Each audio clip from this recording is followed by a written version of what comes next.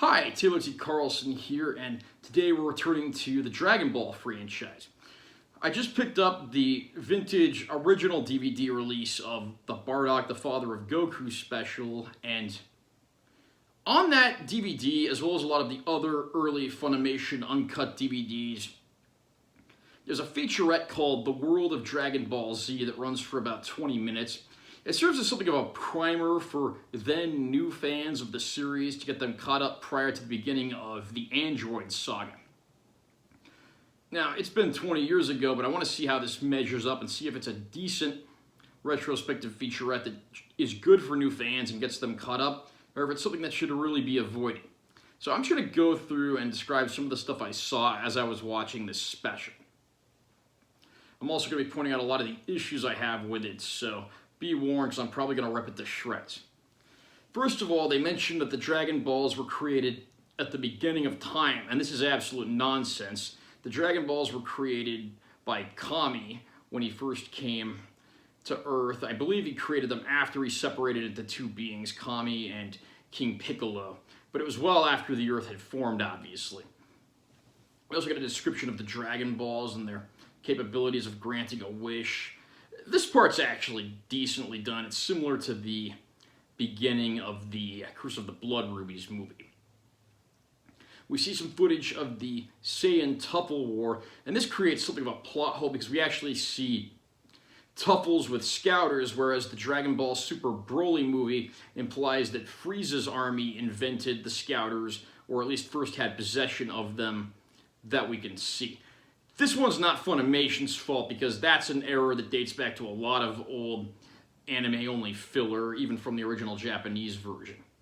We see footage of the Arcosians, who are filler-only beings that worked with the Saiyans, offering them money in exchange for their planet brokering services. The Arcosians are only mentioned in filler, so that's a bit of a red flag. I probably wouldn't have shown them in this.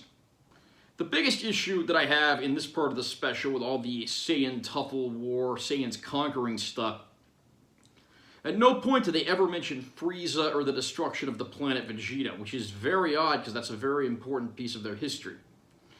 We then move on to Goku on Earth after his grandpa dies and he goes out and meets Bulma and their journey starts. One thing you'll notice, they have the old dub with a lot of the old dub voices here, and that makes it very awkward throughout this whole special because they alternate between a bunch of different versions of the show with several different actors.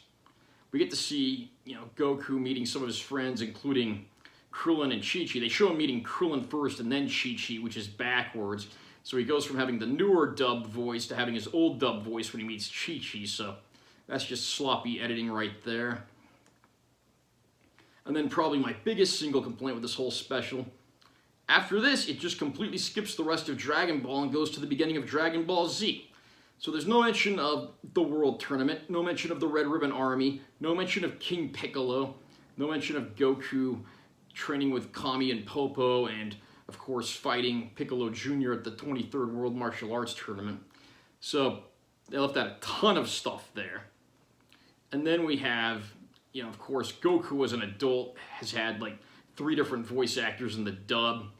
So you got him with his original Ian James Corlett voice. And then you have the more recent footage with Sean Schemmel, who's been voicing the character for just over 20 years now. All the footage in this special comes from the edited version of the show, even if you got it on an uncut DVD, so that's a little weird. We do see the footage of, the fight with Raditz and Goku's sacrifice and death.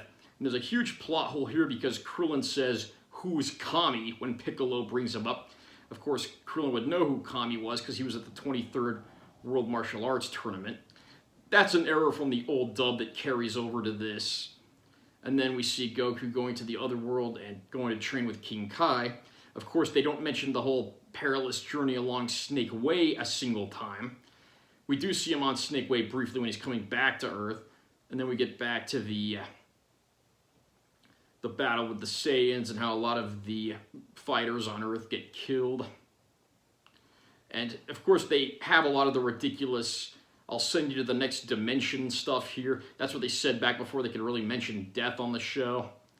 And it sounds as corny now as it did back then. Time has not been kind to that aspect of the show.